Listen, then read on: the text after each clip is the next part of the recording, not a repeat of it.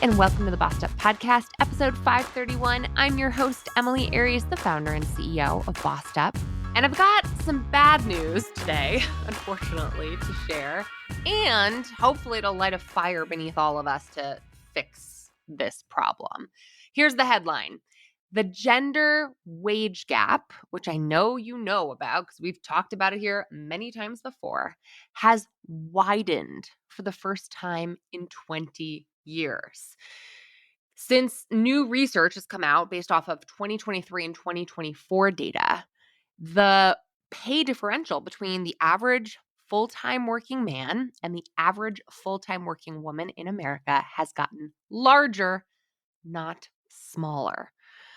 Women in 2024 were typically paid just 76 cents for every dollar paid to a man, which adds up, by the way, to a pretty healthy sum of $14,640 over the course of the year. I don't know about you, but a $14,000 bonus at the end of the year would make quite a big difference in my life. I feel like we all could use that.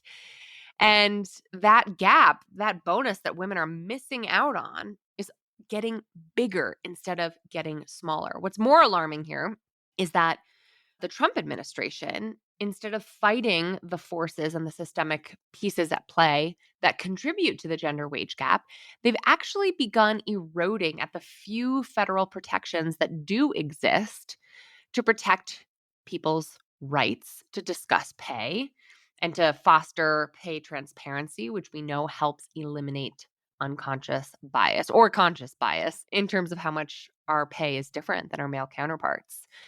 Executive Order 11246 was recently revoked by the Trump administration, removing a 10-year-old protection that was in place to help workers discover pay discrimination.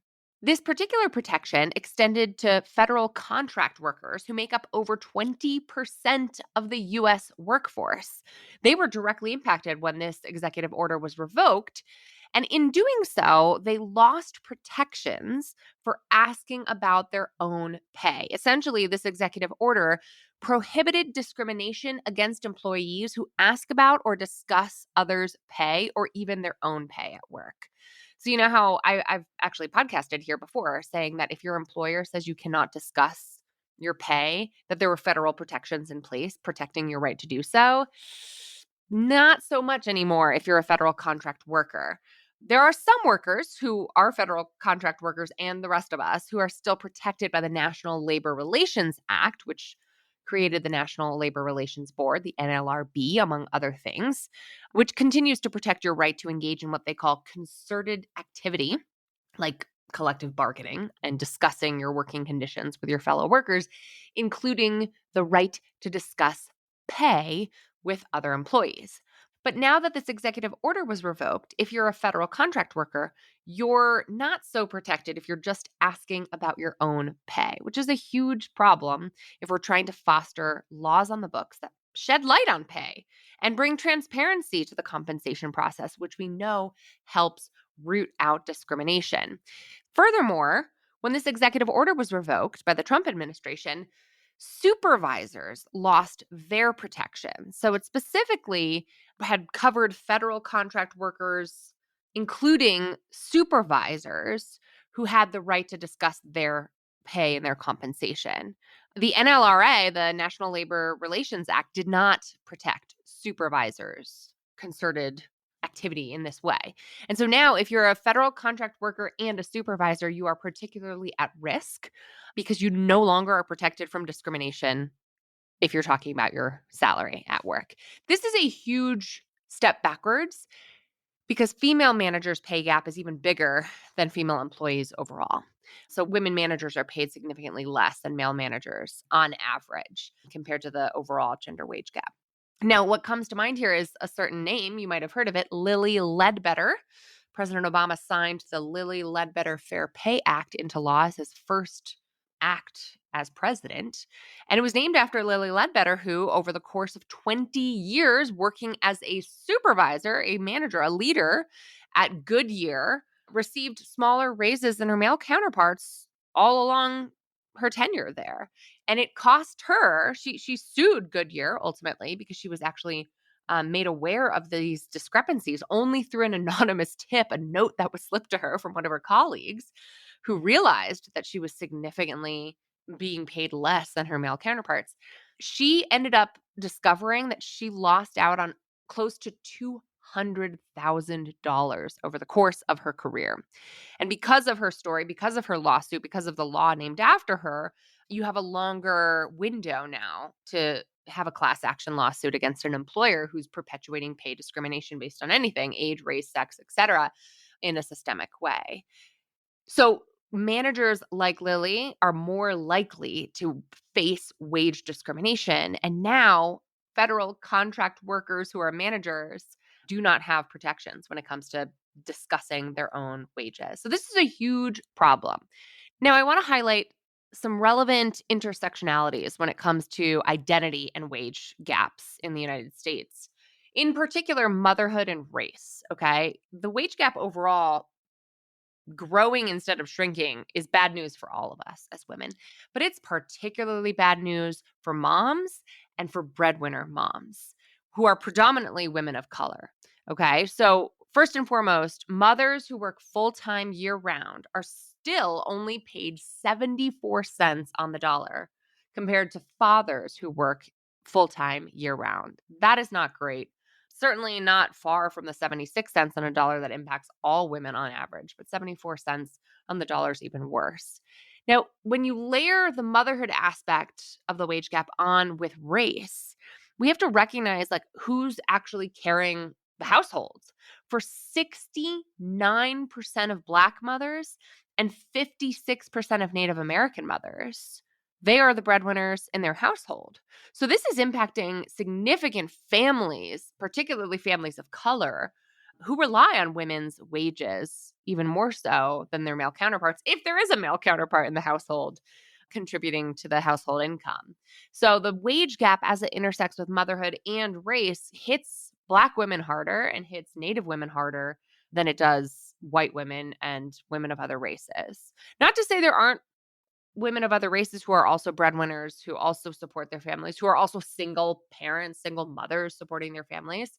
But it's worth just highlighting how the wage gap gets more complex the more you layer intersectionality onto all of this. More than 36 million households in the United States are headed by women, and more than 6 million of them have children under 18. So eliminating the wage gap is not just a good thing for women, it's a good thing for families. It's a good thing for those households who rely on women's wages to get by. So this is my renewed call to action here. The depressing news is the wage gap is getting worse instead of better. The good news is there are many ways to get at this problem. Just a few years ago, I gave a keynote address for Equal Pay Day in Milwaukee, of all places, with an amazing group of organizations who are advocating for women's rights there. And I structured my keynote around what you can do individually and what you can do collectively to get at this insidious, seemingly intractable wage gap problem. So, if we want to solve for the gender wage gap, there are three things we can do. One, negotiate your salary, negotiate a starting offer whenever you have the chance, and negotiate raises when you are continuing to be employed by the same employer. I have a great free negotiation guide that walks women through a step-by-step process for negotiating a starting salary offer or negotiating a raise at your current employer. Head to bossedup.org/negotiation to learn more. The second thing we can do is advocate for wage transparency in our workplaces. Challenge your employer to share the pay bands and the compensation philosophy that guides their compensation strategy. Ask your HR team about your compensation philosophy, about publishing transparent pay bands that align with different levels across hierarchies. Challenge them to engage in regular pay equity audits to not only make sure your compensation is competitive for the market you're in, but to make sure that wage inequities aren't hiding in the data of people who've been employed by the company for a long time. The best companies out there take a scientific approach to compensation, right? They're conducting regular pay equity audits to ensure fairness and equity is at play when it comes to compensation. And they have clear policies and protocols in place for compensation strategy, pay bands, making competitive offers, handling negotiation, and doling out raises in a way that is fair and equitable. The final tactic for closing the wage gap is to pass systemic reforms.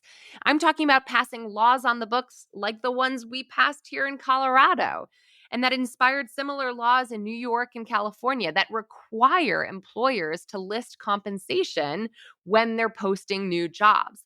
I had a great conversation with Louise Meyerland of the Colorado Women's Foundation all about this groundbreaking legislation back on episode 462, which I'll share in the show notes. When pay transparency laws become the law of the land, all workers benefit.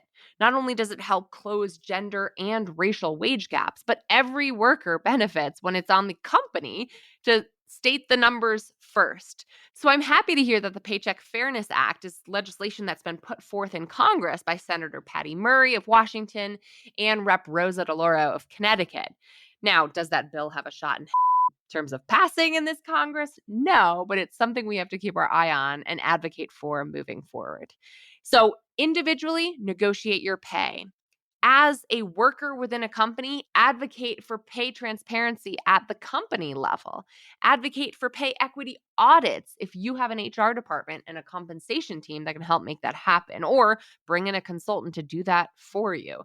And finally, we all need to keep the pressure on lawmakers, both at the state, local, and federal levels, to pass pay transparency laws that can help shrink the wage gap for good. There are lots of ways to get at this problem, but what frustrates me more than anything is seeing us taking steps backwards and seeing the gender wage gap widen for the first time in 2 decades, as opposed to chipping away at it, even if we're chipping away at it slowly. So I'd love to continue the conversation after the episode, as always, in the Bossed Up Courage community on Facebook or in the Bossed Up group on LinkedIn.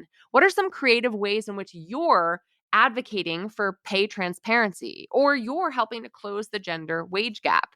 I'd love to hear your most unhinged stories and advice around negotiating your pay as we continue to explore how we can learn from one another and help close the gender wage gap. I also have a great LinkedIn learning course all about negotiation called Negotiating Your Compensation Package, which I'll link to in today's show notes, and I highly recommend for anyone who's trying to negotiate a raise or is preparing to negotiate a new job offer. For a fully written transcript and corresponding blog post that goes with today's episode, including links to all the resources and past episodes I mentioned today, head to bossedup.org/episode 531. That's bossedup.org/531. Until next time, let's keep Boston in pursuit of our purpose, and together, let's lift as we climb.